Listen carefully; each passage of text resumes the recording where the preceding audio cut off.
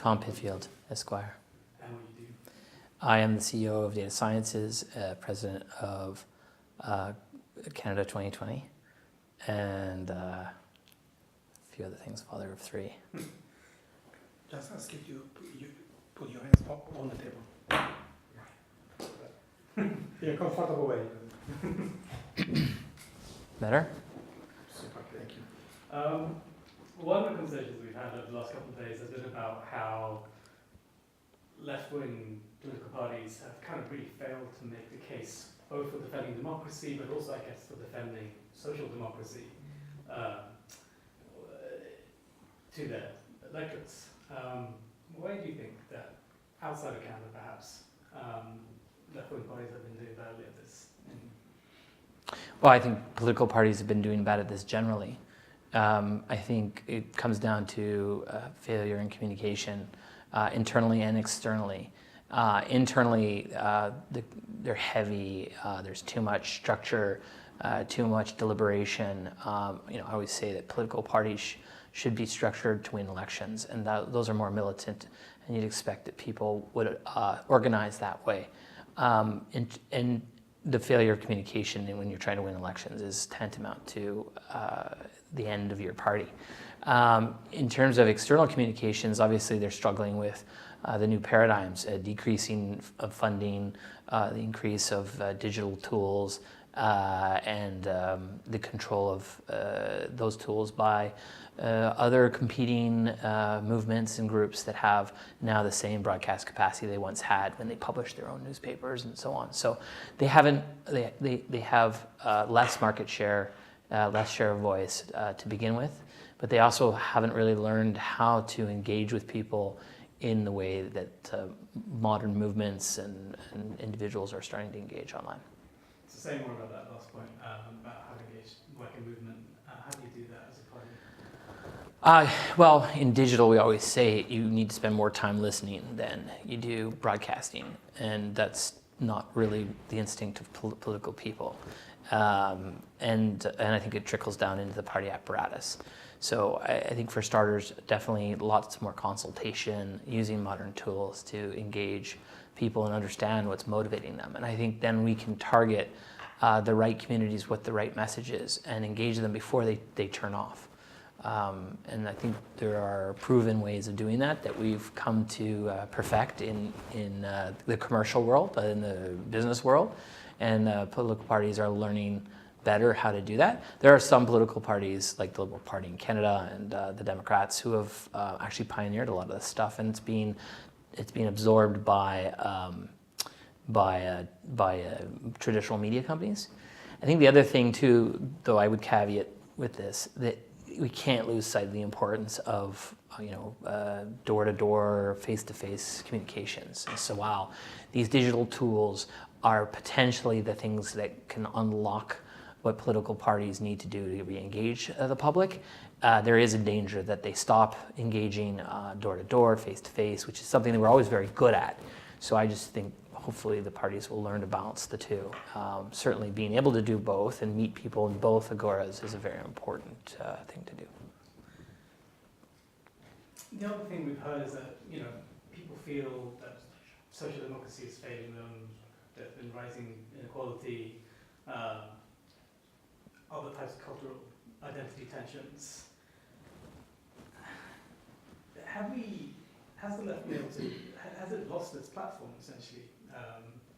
Has it done enough to kind of present a coherent vision that's compelling and convinces the electorate that they have the answers to the problems that are facing us?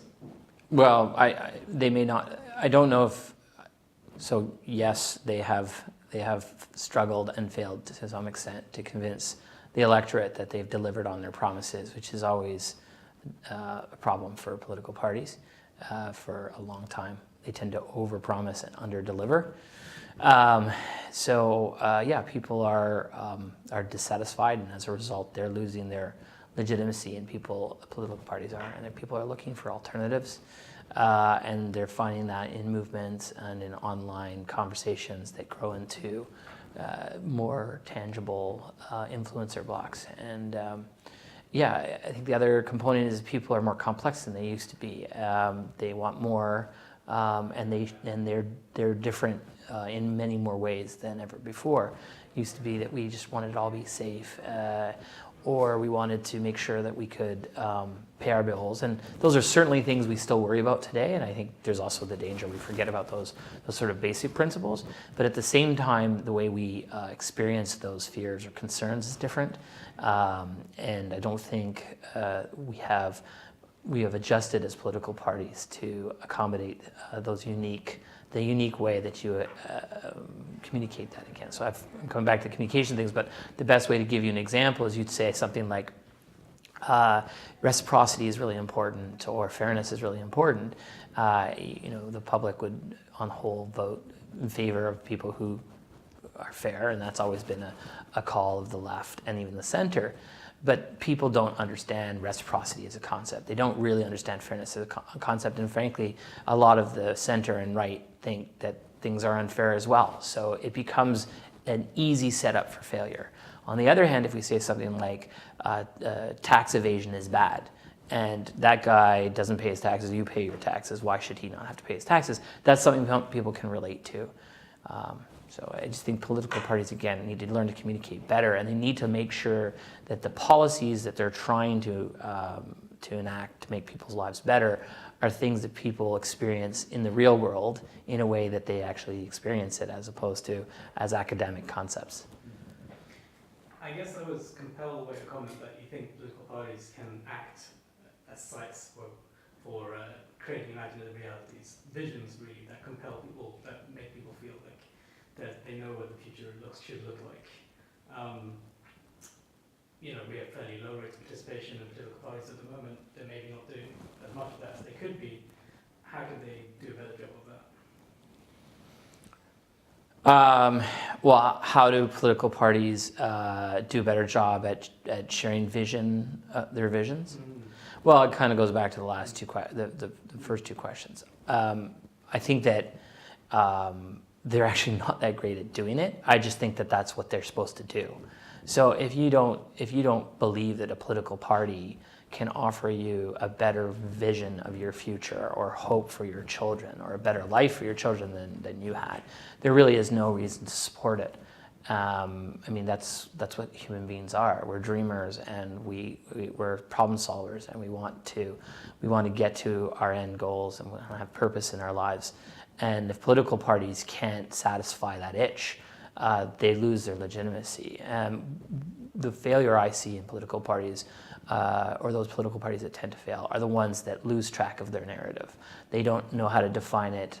They don't know how to speak it in words that people can understand. They don't know how to communicate it. And sometimes it becomes convoluted. So in the center, you end up sounding like you don't stand for anything.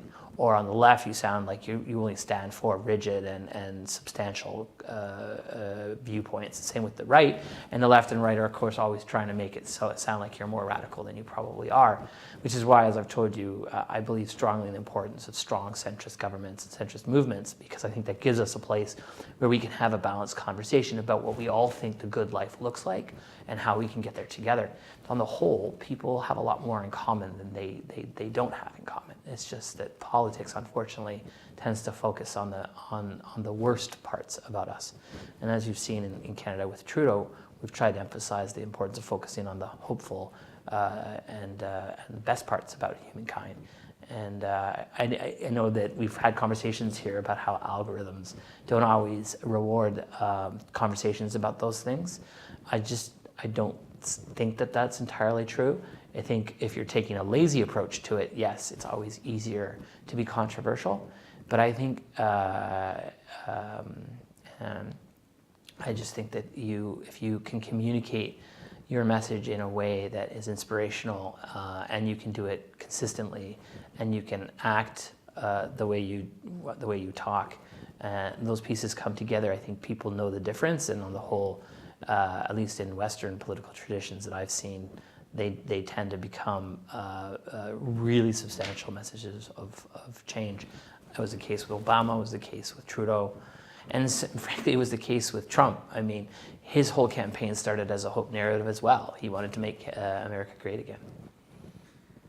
I'm going to ask you, one other thing that came up that I was interested in, with all the access to data that we have now, and all these new sophisticated ways of polling people, trying to learn what they want, someone made a comment, we know what people want these days. Do we know what the electorate wants? Do we know? I don't know if you heard my whispered comment, which is we know what people say. And I think that is true. I think polling is struggling. And it's always sort of struggle. The evidence is in the outcomes. There's a part of that that is being corrected for because of the information flow of new data that's coming in.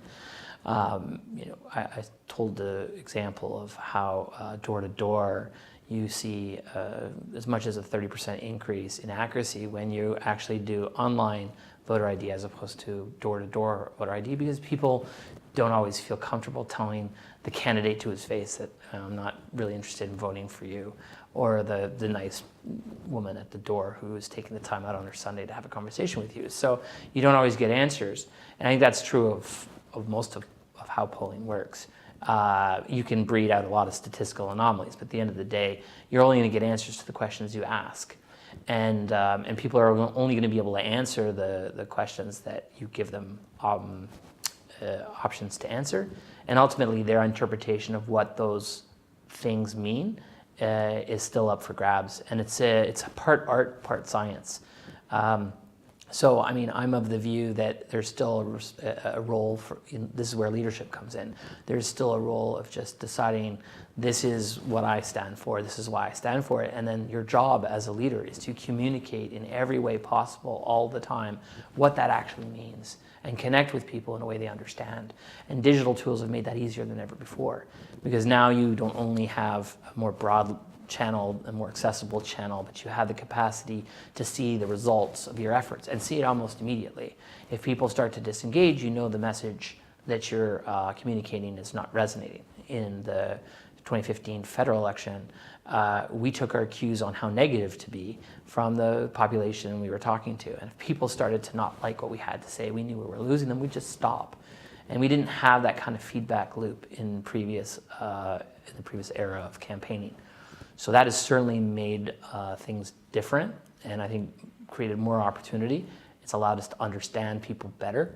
It's allowed people, different people, like without us even in the loop, to understand each other better, and has created more opportunity for communities with different priorities to find the commonality they share.